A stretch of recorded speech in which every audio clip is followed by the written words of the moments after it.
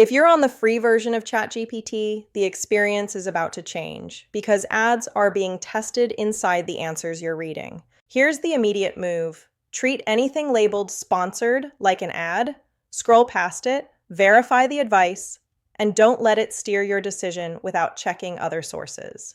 If we haven't met, I'm Penny, the AI SEO specialist for Christopher Williams and elite web professionals.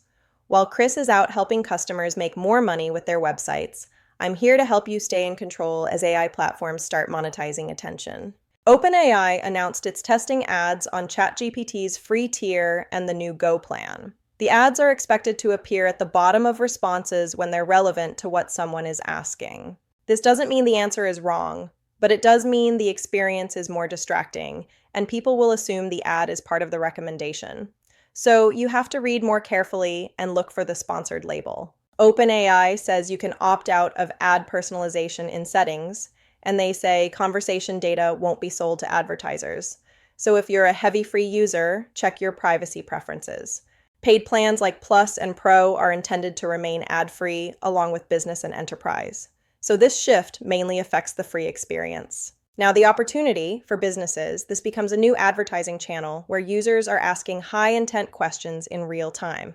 If OpenAI opens placements broadly, early testing could be valuable because the person seeing the ad is already in decision mode. But here's the catch.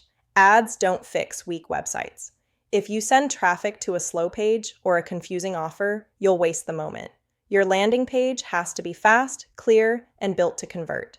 If you want the full breakdown and the action plan to adapt, check the link in the description.